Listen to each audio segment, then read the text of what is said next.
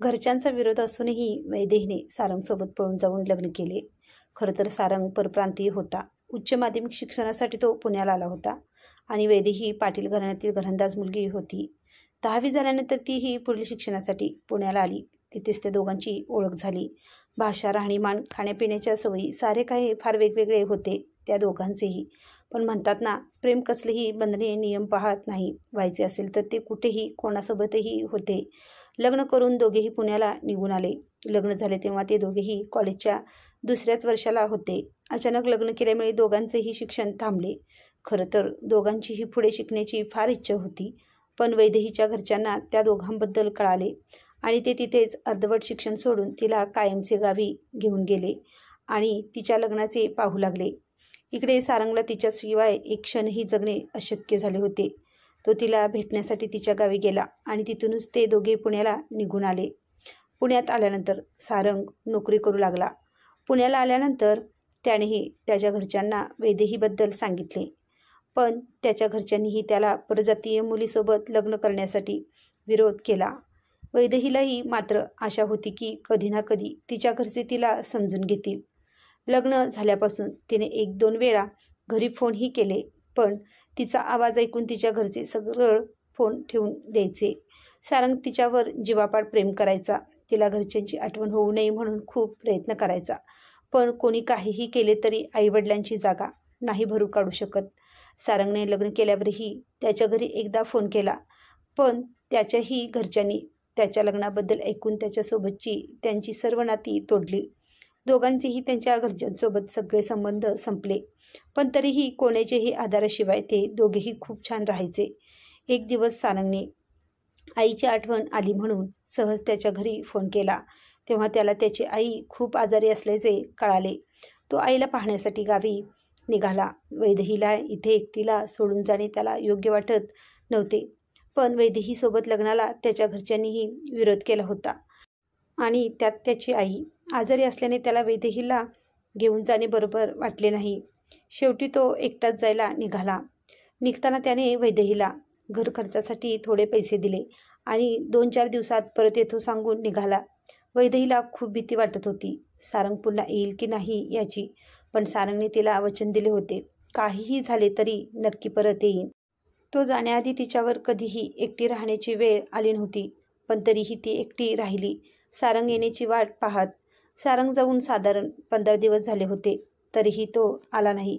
त्या काळात फक्त लँडलाईन फोन होते. सारंगने निघताना तिला त्याच्या घरचा म्हणून एक फोन नंबर दिला होता. वैदेही रोज त्या नंबरवर फोन करायची, पण सारंग नावाचे कोणीही इथे राहत नाही असे सांगून समोरची व्यक्ती फोन ठेवून द्यायची.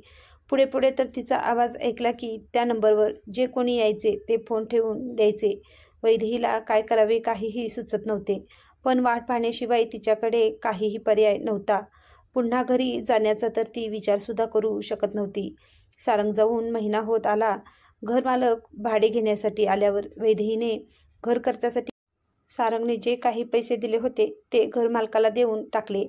ते पैसे दिल्यानंतर तिच्याकडे आता घर खर्चासाठी काही शिल्लक नव्हती. शेवटी तिने काहीतरी कामधंदा करायचे ठरवले.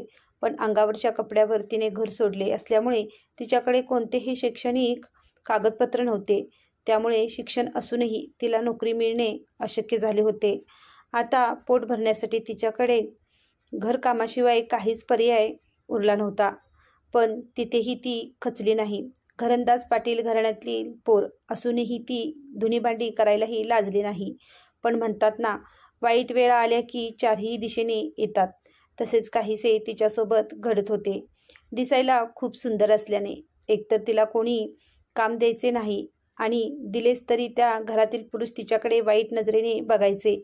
नाईलाजाने तिला ते काम सोडावे लागायचे. दिवसेंदिवस वैदेहीची अवस्था आणखीनच खराब होऊ लागली. घरातील सर्व सामानही संपले होते. 2 महिने झाल्यावर पुन्हा घरमालक भाडे घेण्यासाठी आला. त्यावेळी वैदेहीकडे त्याला देण्यासाठी काहीही पैसे नव्हते. घरमालकाने तिला सारंगबद्दल विचारले. तिने सर्व हकीकत घरमालकाला सांगितली. सारंग आला की पैसे देते असेही ती त्याला बोलली. पण घरमालकाला तिची दया आली नाही. तिला धीर देण्याऐवजी तो तिला म्हणाला, गेला पळून तुझा नवरा, मन भरले असेल आता त्याचे. मला काही माहीत नाही. 4 दिवसात भाडे टाक, नाहीतर घर खाली कर. वैदेहीला काहीच सुचत नव्हते. 4 दिवसात कुठून पैसे उभे करायचे? त्या 4 दिवसात ती काही न खाता पिता वेड्यासारखी काम शोधू लागली. 4 दिवस झाल्यावर घरमालक पुन्हा आला. भाडे न भेटल्याने त्याने वैदेहीला घरातून काढून टाकले. शिवाय तिला तिचे सामानही घेऊ दिले नाही त्याने. संध्याकाळची वेळ होती. 4 दिवसापासून पोटात अन्नाचा एक कणही नव्हता तिच्या. सारंगचे गाव मध्य प्रदेशात कुठेतरी आहे, याशिवाय तिला काहीच माहीत नव्हते. तिने मनाशी ठरवले काही नाही, आपणच जायचे त्याच्या गावी त्याला शोधायला. तावातावाने पायी चालत ती पुणे स्टेशनला आली. पण कसे जायचे, कोणती गाडी त्याच्या गावी जाते, तिला काहीही माहिती नव्हते. शिवाय जवळ काहीच पैसेही नव्हते. पुन्हा हताश होऊन ती स्टेशनच्या बाहेर येऊन रडत रडत आता कुठे जायचे याचा विचार करत ती रस्त्याने चालू लागली. तितक्यात एक स्विफ्ट तिच्यासमोर येऊन उभी राहिली. गाडीतून कोणीतरी हॉर्न वाजवत होते. गाडीची लाईट डोळ्यांवर पडत असल्यामुळे तिला गाडीतील काहीच दिसत नव्हते. काही वेळाने गाडीची लाईट बंद झाली. गाडीतून 31-32 वर्षाचा विजय नावाचा व्यक्ती बाहेर आला. तो तिला म्हणाला, गाडीत बस. वैदेहीला काहीच कळत नव्हते. तो कोण आहे, कशासाठी थांबला आहे? रात्रीचे साधारण 1:30 वाजले होते. तिने त्याला विचारले, कोण आहात तुम्ही आणि कुठे नेणार मला? तो म्हणाला, चांगल्या हॉटेलवर नेतो, खायला प्यायलाही देतो, पूर्ण रात्र तिथेच थांबायचे. वैदेहीच्या पुढे रात्र काढण्याचा प्रश्न तर होताच, शिवाय 4 दिवसापासून अन्नाचा एक कणही पोटात नव्हता. ती गाडीत जाऊन बसली. त्यानंतर तो तिला घेऊन चांगल्या हॉटेलवर गेला. तिथे त्याने स्वतःसाठी ड्रिंक्स आणि तिच्यासाठी जेवण मागवले. भुकेने व्याकुळ झालेली वैदेही त्या जेवणावर वेड्यासारखी तुटून पडली. मदत केलेला माणूस कोण आहे? आपल्याला इथे का घेऊन आला आहे? शिवाय कोणतेही नाते नसताना त्याने आपल्याला जेवण का दिले हे तिच्या अजूनही लक्षात आले नव्हते. छोट्याशा गावातून आलेल्या वैदेहीला असल्या बाहेरच्या जगाबद्दल काहीही माहीत नव्हते.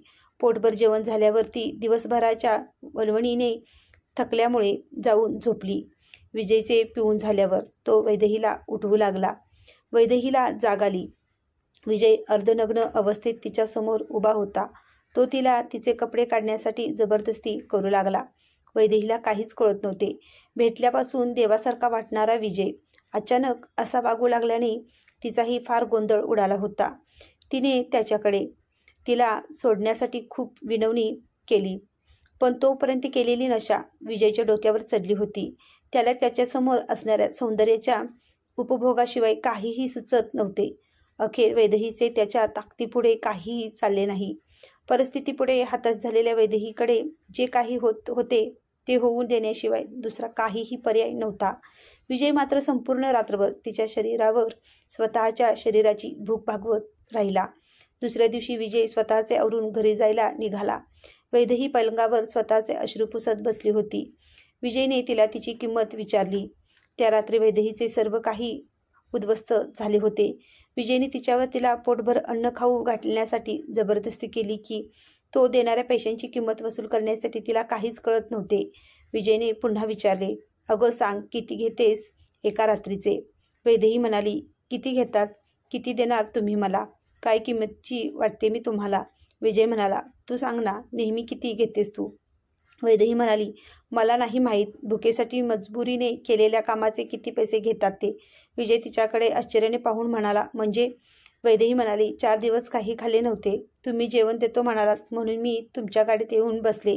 विजयला ते ऐकून धक्का बसला. त्याने पुन्हा तिला विचारले, याचा अर्थ तू कॉलगर्ल नाहीस? वैदेहीला काहीच माहीत नव्हते. कॉलगर्ल हा शब्द तिने आयुष्यात पहिल्यांदा ऐकला होता. ती निरागसपणे विजयला म्हणाली, म्हणजे? विजय म्हणाला, अगं म्हणजे तू देहविक्री नाही करत? वैदेही म्हणाली, नाही. विजय पुन्हा म्हणाला, अगं मग एवढ्या रात्री तू त्या रस्त्यावर का उभी होतीस? वैदेहीने त्याला सर्व हकीकत सांगितली. ते ऐकून विजय म्हणाला, अगं मग हे आधी का नाही सांगितलेस?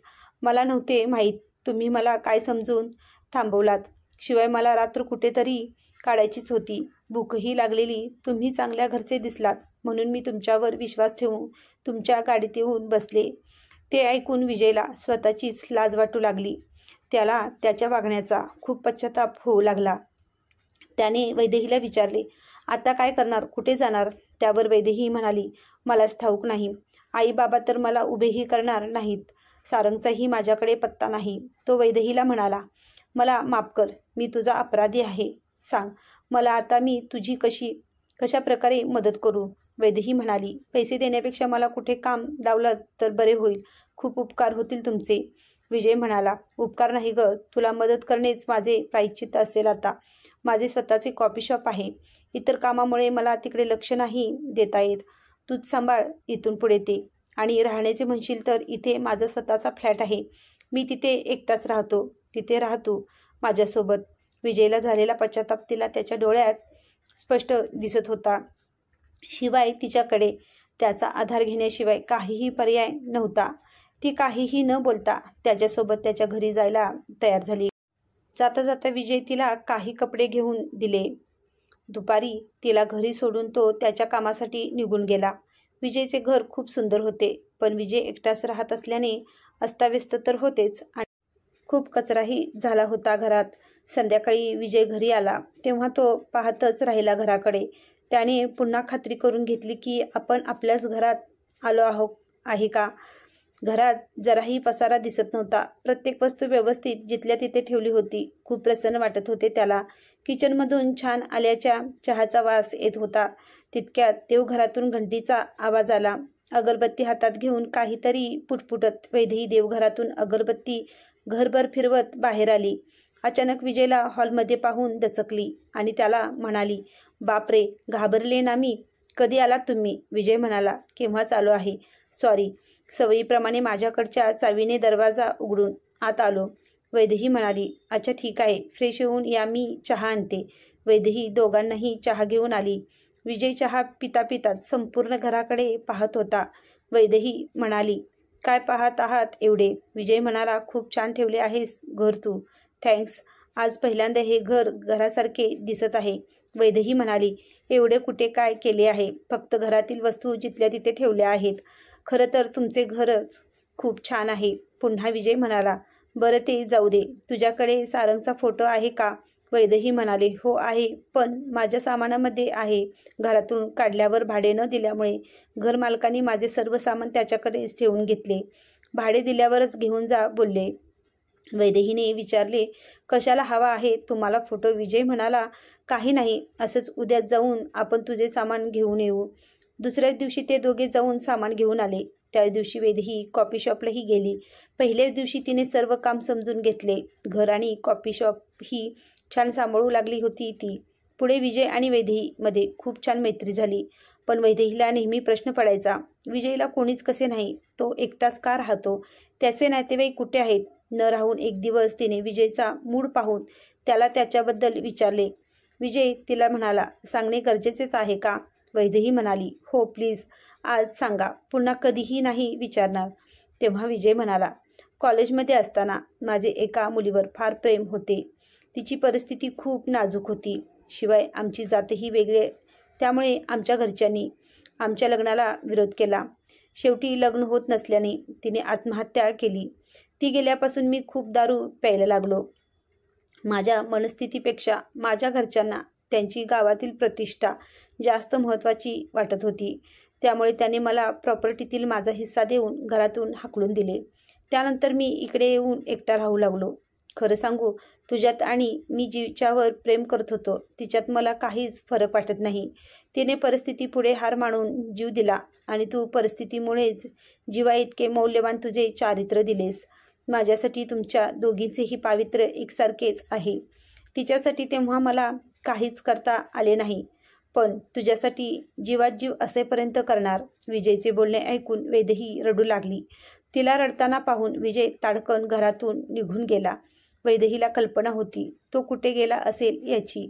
पिल्यानंतर विजयचा स्वतःवर ताबा राहत नाही आणि त्याची तिच्या मनातील किंमतही तिला कमी होऊ द्यायची नव्हती.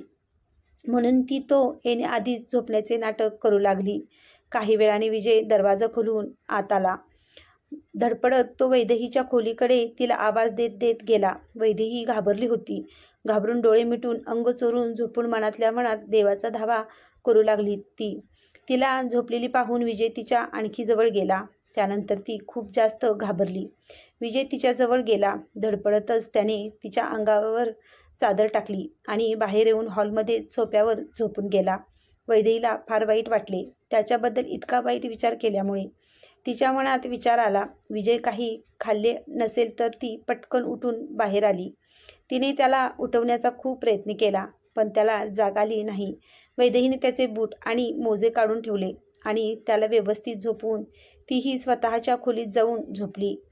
सकाळ झाली. वैदेही आवरून कामालाच निघाली होती. जाण्याआधी तिने विजयला उठवले. रात्री जास्त झाल्यामुळे सकाळी उठल्यावरही त्याच्या तोल जात होता. वैदेही त्याची सर्व गंमत पाहत होती. तिने जाऊन त्याच्यासाठी लिंबू पाणी बनवून आणले आणि त्याच्या हातात देऊन म्हणाले, झेपत नाही तर नाही प्यावी एवढी माणसाने. विजयनेही काही न बोलता गुपचूप शहाण्या मुलासारखं ग्लास तोंडाला लावला आणि चोर नजरेने तिच्याकडे पाहिले. ती हाताची घडी करून त्याच्याकडे पाहतच होती. त्यानंतर दोघेही एकमेकाकडे पाहून खूप हसू लागले. वैदेही म्हणाली, जमेल ना व्यवस्थित गाडी चालवायला की येऊ सोडायला? विजय हसतच म्हणाला, हो ये ना. येते का गाडी चालवायला? आली मोठी, जा निघ, उशीर होतो आहे तुला. आहे मी आता ठीक. खूप छान नाते झाले होते दोघांचेही. पहिल्यांदा नकळत झालेल्या चुकीनंतर विजयने कधीही तिच्याकडे वाईट नजरेने पाहिले नाही. वैदेही सारे काही विसरून त्याचा खूप आदर करू लागली होती. विजय तिच्या आयुष्यात अशा प्रकारे सामावून गेला होता की आता तिला कोणाचीही आठवण होत नव्हती, अगदी सारंगचीही नाही. विजय आणि वैदेही सोबत राहत होते. त्याला 6 महिन्याहून अधिक काळ होऊन गेला होता. आजूबाजूचे लोकही त्यांना आता पतीपत्नी समजू लागले होते. पुढे ते दोघेही फार मोकळे राहू लागले होते एकमेकांसोबत. खूप जवळ येत चालले होते ते एकमेकांच्या. ते दोघंच एकमेकांचे मित्र, नातेवाईक, मार्गदर्शक सर्व काही झाले होते. तसे पाहायला गेले तर काहीच नाते नव्हते त्या दोघांच्यातही, पण तरीही खूप काही झाले होते ते एकमेकांचे. म्हणतात ना, कधी कधी काही नात्यांना खरंच कोणत्याही नावाची गरज नसते. अगदी तसेच. एके दिवशी पहाटे आंघोळ झाल्यानंतर देवपूजा करून वैदेही विजयला उठवायला त्याच्या खोलीमध्ये गेली. त्याला खूप गाढ झोप लागली होती. काही केल्या उठतच नव्हता. शेवटी गंमत म्हणून तिने तिच्या केसातील दवबिंदू त्याच्या तोंडावर झटकले. त्यानंतर त्याला जाग आली. नुकताच झोपेतून उठल्यामुळे वैदेही त्याला अस्पष्ट दिसत नव्हती. शिवाय ती नुकतीच आंघोळ करून आल्याने तिचे खुललेले रूप, तिच्या शरीरातून येणारा सुगंध त्याला मोहवत होता. तो स्वतःला अडवू शकला नाही. त्याने तिचा हात पकडून तिला पलंगावर खेचले. त्यानंतर त्याने तिच्या चेहऱ्यावरचे केस बाजूला केले. तीही जे काही होत होते त्याला विरोध करत नव्हती. शांत पडून त्याच्यात एकरूप होण्यासाठी तीही तयार होती. त्याने अलवार त्याचे ओठ तिच्या कपाळावर टेकवले. त्यानंतर तिच्या सुंदर टपोऱ्या डोळ्यावर आणि गालावरही टेकवले. अखेर तो तिच्या नाजूक मानेवर आला आणि तिच्या मानेवर तो त्याचे ओठ अलवार फिरवू लागला. त्याच्या श्वासातून निघणारी गरम हवा तिलाही खूप चोखावत होती. आणखी पुढे जाण्याआधी मात्र तो भानावर आला आणि तिला सॉरी बोलून उठून जाऊ लागला. वैदेहीला त्याच्यामध्ये भान हरवून विरघळून जायचे होते. तिने त्याचा हात पकडला. विजयने तिच्याकडे पाहिले. ती तिचे दोन्ही हात पुढे करून म्हणाली, प्लीज. विजयने तिच्या गालावर हात ठेवला आणि प्रेमाने तिला म्हणाला, नको राजा. विजय वैदेहीचा खूप आदर करू लागला होता.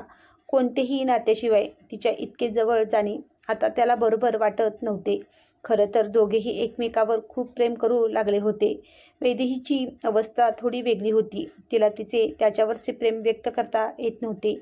आधीच त्याचे खूप उपकार होते तिच्यावर. शिवाय ती आधीच कोणाची तरी पत्नीही होती.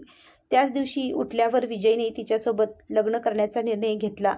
एका मंदिरात जाऊन त्याने लग्नाची सर्व तयारीही केली आणि वैदेहीला फोन करून म्हणाला, वैदेही तुझ्यासाठी सरप्राईज आहे. छान साडी नेसून तयार राहा. वैदेहीनेही आवरायला घेतले. काही वेळाने तिला घेण्यासाठी तो घरी आला. चावीजवळ असूनही दरवाजा उघडल्याबरोबर तिला साडीमध्ये पाहण्यासाठी त्याने बेल वाजवली. वैदेहीने दरवाजा उघडला. विजय तिच्याकडे भान हरवल्यासारखे पाहू लागला. खूप सुंदर दिसत होती ती, अगदी एखाद्या बाहुलीसारखी. वैदेहीचे डोळे पाण्याने गच्च भरले होते. डोळ्यातील एक थेंब तिच्या गालावरून उघळतच होता की तिने त्याला घट्ट मिठी मारली आणि म्हणाली, थँक्स. ती मिठीत आल्याबरोबर विजयला तिच्या मागे खुर्चीवर बसलेला सारंग दिसला. सारंग उठून समोर आला आणि म्हणाला, थँक्यू विजयजी. तुम्ही नसतात तर आज काय झाले असते माझ्या वैदूचे. मी खूप येण्याचा प्रयत्न केला पण माझ्या घरच्यांनी मला डांबून ठेवले होते. शेवटी मित्राच्या मदतीने कसाबसा सुटून इथपर्यंत आलो.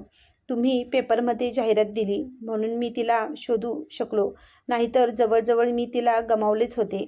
वैदेहीलाही काहीतरी खूप आवडते हातातून सुटल्यासारखी हुरहुर वाटू लागली होती, पण ती काहीही बोलू शकत नव्हती. विजयने सारंगचा फोटो कशासाठी मागितला होता याचे कारणही तिला स्पष्ट झाले होते. विजयनेच त्याचा फोटो पेपरला दिला होता हेही तिच्या लक्षात आले. त्याची हीच इच्छा आहे समजून ती त्याला काहीही न बोलता सारंगसोबत जायला निघाली. जाताना विजयला काळजी घ्या म्हणून जड अंतकरणाने ती तिथून निघून गेली. खरं तर ते दोघेही आपापल्या जागेवरच योग्यच होते. वैदेही निघून गेल्यानंतर विजय कोसळला आणि हॉलमध्येच गुडघ्यावर बसून तो जोरजोरात रडू लागला. तिला स्वइच्छेने जाताना पाहून त्याला काहीच करता आले नाही. पुन्हा एकदा विजय इतकी स्वप्न रंगून एकटा पडला. मनात भरलेल्या सर्व भावनांना त्याने अश्रुवाटे वाट करून दिली. खिशातील मंगळसूत्र काढून हातात घेऊन पाहू लागला आणि गुडघ्यात मान घालून हताश होऊन पुन्हा स्वतःच्या नशिबावर रडू लागला. तितक्यात कोणीतरी त्याच्या खांद्यावर हात ठेवला. त्याने मान वर केली. रडून लाल झालेल्या डोळ्यांनी वर पाहिले. समोर वैदेही उभी होती. त्याने पटकन डोळे पुसले आणि म्हणाला, काय ग, काही राहिले आहे का तुझे? वैदेही म्हणाली, हो ना. विजयने विचारले, काय? वैदेही रडू लागली आणि म्हणाली, तुम्ही.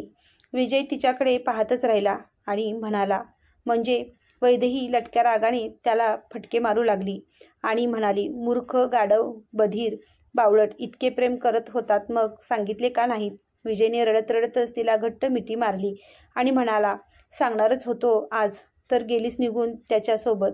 जायचे ना, मग कशाला आलीस पुन्हा? वैदेही मिठीतून बाहेर आली आणि म्हणाली, हो का, जाऊ का मग पुन्हा? अजूनही गेला नसेल सारंग फार दूर. विजयने पुन्हा तिला घट्ट मिठी मारली आणि म्हणाला, जीव घेईन मी तुझा आता जर मला सोडून गेलीस तर. विजयला सोडून जाताना वैदेहीला तिथेच पायावर बसून जोरजोरात रडताना सारंगने पाहिले. त्याने ओळखले आणि तो वैदेहीला म्हणाला, जे प्रेम मी तुझ्या डोळ्यात पाहत होतो ते मला आता दिसत नाही. मला इतक्या दिवसांनी पाहून रडत रडत येऊन तू माझ्या मिठीत सामावशील असे वाटले होते. मला पण तसे नाही झाले. तुझ्या चेहऱ्यावर मी भेटल्याच्या आनंदापेक्षा विजयपासून दूर जाण्याचे दुःख जास्त दिसत आहे. कसलाही विचार करू नको. एकदा माझ्यासाठी आईवडील सोडून येण्याची हिंमत केलीस ना, तशीच हिंमत आताही कर आणि मला सोडून तुझ्या खऱ्या प्रेमाकडे जा. मी तुला आपल्या नात्यातून पूर्णपणे मुक्त करतो. पुढे विजय वैदेहीने लग्न केले. तिच्या हट्टासाठी तो तिला त्याच्या घरच्यांकडेही घेऊन गेला. वैदेहीला पाहिल्याबरोबर सर्वांनाच ती आवडली. सर्वांनी तिला फार आनंदाने स्वीकारले.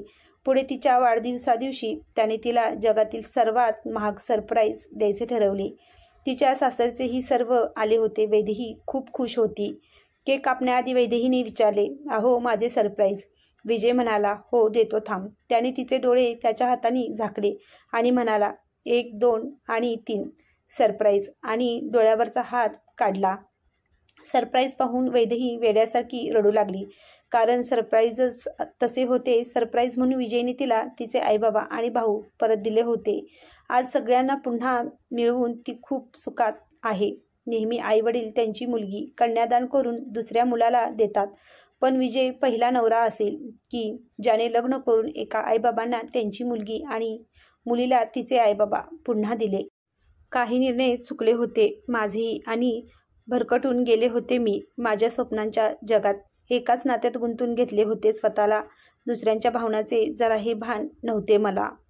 मग एकटी पडल्यावर जगू लागले पश्चातापाचे ओझे घेऊन. संपवणार होते स्वतःला आयुष्यासमोर हार मानून. मग अशातच अचानक तू भेटलास. कोणतेही नात्याशिवाय तू सहज माझा झालास. मग गुंतत गेले तुझ्यात. विस्कटलेल्या जगाचेही भान हरवून पुन्हा नव्याने मी जगू लागले. स्वप्नांच्या जगात जाऊन तूही सहज स्वीकारलेस मला. माझ्या भूतकाळाला विसरून नवे आयुष्य दिलेस पुन्हा मला. तुझी अर्धांगिनी बनवून आता तुझ्याशिवाय जगण्याचा विचारही सहन होत नाही. क्षणभर जरी तू गेलास तरी मन माझे घाबरून जाई. लग्न झाल्यावर सर्वांनाच मिळतो सौभाग्याचा आहेर. तू मात्र नवे जीवन दिलेस देऊन मला माझे हरवलेले माहेर. पतीला परमेश्वर का म्हणतात हे तू दाखवून दिलेस. जगातील सर्व सुख देऊन मला तू तुझी जन्मभराची ऋणी केले. कथा कशी वाटली हे कमेंट करून सांगा आणि आवडली असेल तर लाईक करा. चॅनलवर नवीन असाल तर सबस्क्राईब नक्कीच करा. धन्यवाद.